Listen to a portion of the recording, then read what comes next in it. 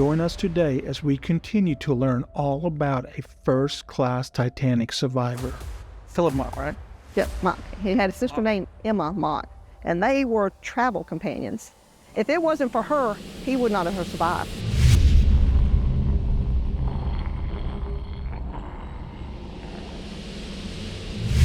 Hey guys, this is William with Exploring History. If this is the first time you are watching one of my videos, let me tell you, this channel is all about revealing forgotten history. If that is something that you're interested in, keep on watching. In the last video, we learned all about Albert Caldwell's story of survival on that fateful night. We talked to his great niece, Julie Williams, and heard from Albert himself talking about that fateful night. During my interview with Julie, we discovered that there is a Titanic survivor buried right here in Birmingham, Alabama, at the Oak Hill Cemetery. I continued to go down that rabbit hole, and this is what we discovered. Join me as we explore history. On the night of April 14th, 1912, the unthinkable happened. The Titanic, the largest and most grand ship of its time, hit an iceberg and began to sink. Over 1,500 people lost their lives in one of the deadliest oceanic disasters in history. Among those who survived were Philip Mock and his sister, Emma Shabert, both traveling home after a trip abroad. They had no idea that their journey would end in tragedy. Who is Philip Mock? Philip Mock is a Titanic survivor. He's buried at Oak Hill Cemetery in Birmingham, Alabama. He was the son of German immigrants, and they owned restaurants in New York. Before Philip became a successful businessman and artist, he was a brave soldier who served in the U.S. Armed Forces during the Spanish-American War. He fought for his country during a time of great conflict and sacrificed his own safety for the greater good. He and his sister Emma went to school overseas in Germany, so they had a very good education, and he was an artist. He did miniature portraits, and I wish I could find one to show you, but that's okay. That's how he made his living. He and his sister loved to travel, and they were travel buddies. Travel was important in the lives of this family, and they used ships such as the Kaiser Wilhelm II, Kronprinz Wilhelm, America with a K, Kaiserin Augusta Victoria, among others. They were apparently loyal to the German lines due to their frequent trips overseas to Paul and Emma's second home in Hamburg. They had gone to Germany in 1912. Philip was in the process of probably getting a divorce. He wasn't with his wife. Emma was in the process of getting one of her many divorces. Oh, wow, okay. So they were in Germany, and they had just read about the Titanic, and they're like, hey, let's go on the Titanic. It's a great ship, It'll be fun, something new. So they traveled and boarded the Titanic, and they were in awe of how beautiful it was. All the ships they'd traveled before were the German ones, but they were on the Titanic. What class was he in? Do we know? Class? They were first class. First class, okay. Both of them were first class. They both had their own first class cabins. So they were wealthy. Very. Okay. The two had been assigned rooms on sea deck. And according to Encyclopedia Titanica, Emma's room was C28. Although Philip's room number was not recorded, it was assumed to be close to his sister. If you know what room Philip was in, leave me a comment below. They loved the Titanic, and they marveled about how big it was. And they were joking, walking up the plank. Oh, if this ship goes down, we'll go down with it. So the ship is sailing, and it's starting to get colder as it's getting closer to that fateful day. So they had been eating dinner with all these famous people. Among these famous people were Colonel Archibald Grace, Managing Director of the White Star Line, J. Bruce Ismay, shipbuilder Thomas Andrews, and even the captain himself, Edward Smith. And they all sat at tables with these people. Wow. The fatal night of the collision, Emma decided to go to her cabin early, and Philip decided he would stay around in the smoking lounge with the guys and smoke his cigars, and he came back to the cabin a little later. So I think it was about 11:30, 11:40.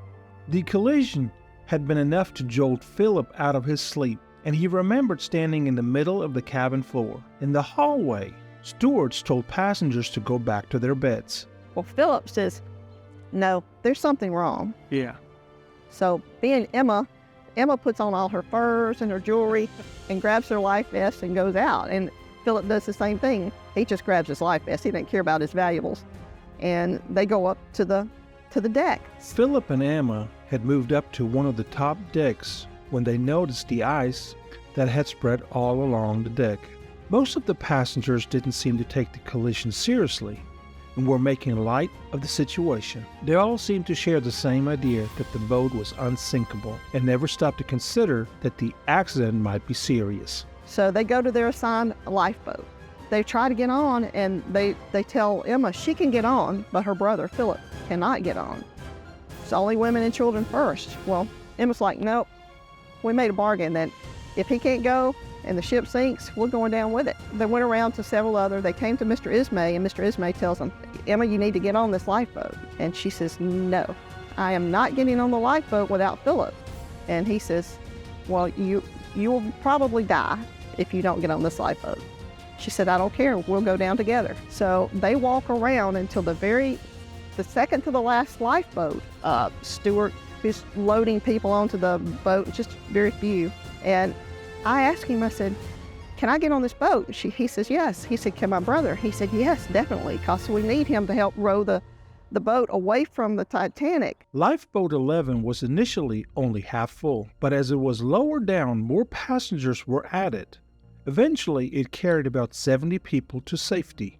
Among them were Philip and Emma. The conditions on Lifeboat 11 were far from ideal. It was cold and cramped, and many of the passengers were frightened and panicked, but it was the only hope of survival. They could hear the band playing. Oh, wow, okay. They kept rowing, and they saw the rockets they kept shooting off, and they heard these loud explosions. And they kept watching the ship in the distance. They saw it go up, and they saw the back part broke off, and everything went down so quickly, and it was gone. People were screaming for help, and they wanted to go back and help people, but the steward who was on the lifeboat, he said no, we would be swamped and brought down with them. During my research, I discovered a newspaper article that printed Philip's eyewitness account, stating that he had witnessed men clinging desperately to rafts, keeping them afloat. Philip had seen two men in particular who had caught his eye. William T. Stead, a British newspaper editor and pioneer of investigative journalism, and then there was Colonel Astor, a businessman and colonel in the Spanish-American War. Both of them had been clinging to a nearby raft, but their feet had become frozen, and eventually they had slipped away into the depth of the sea. After several hours in the lifeboat, Philip and Emma were finally rescued by the Carpathia that had responded to the Titanic's distress call. They were among the lucky few to make it out alive. Did the sister or Philip say anything about the time on the ship when they were rescued? They just talked about how nice the people were on the Carpathia and how they, instead of letting the first class people sit on the deck like a lot of the people did, they would bring them into the cabins and let them share their cabins and some of their clothes. So when he returned to the U.S., what happened? This is the Alabama connection. Okay, Alabama connection. What is it? Okay. After his divorce from his first wife, Philip married Alvis Constance Ammon in late 1914. Despite his position with the Sterling Piano Company, Philip and Alvis decided to move to New York to pursue a career in banking. They were childless and decided to leave New York in 1935 for Florida. In Florida, Philip found a job as an art instructor at the Casements, the former Ormond Beach Mansion, owned by John D. Rockefeller. Philip and Elvis enjoyed their time in Florida and lived there until his death in June 1951. And Elvis lived in Florida until she passed away in 1961, and then they brought him to Oak Hill Cemetery to bury him next to her parents. Karen led me to Philip's grave. Along the way, she was telling me that Elvis' parents were from Alabama. Philip Mock is buried here at Oak Hill Cemetery with his wife, Elvis. Okay. Next to her parents, Rudolph and Kate Ehrman. I hope I'm pronouncing that right. Ehrman. That would be German. Ehrmann. Yeah, Ehrmann. Yeah, Yes. he's Jewish. I mean, he was Jewish and German. Rudolf Ehrmann. If put that R in there. Gotta. Cool. Emma had been married to Count Paul Schabert at the time and was going through a divorce. I discovered a newspaper article showing that Emma's husband was traveling to New York to comfort his wife. It said that when he discovered her name in the papers as one of the survivors, he could not go through with this divorce. If you know if they stayed married or not, leave me a comment below. If you guys are in Birmingham, Alabama, make sure you stop by at the Oak Hill Cemetery and visit Philip. If you guys want me to continue exploring the Titanic in future videos, leave me a comment below. Let me know who or what I should be exploring. Make sure you check out the preview of another Exploring History right after this. I'm William, and I can't wait to see you again when we explore history.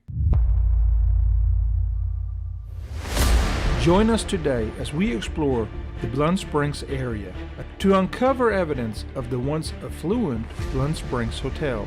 So why here, and what makes you think the hotel was right there? Watch until the end to see what historical discovery our team made. What is that? Well, we're gonna... Yes, it is. What? Yeah.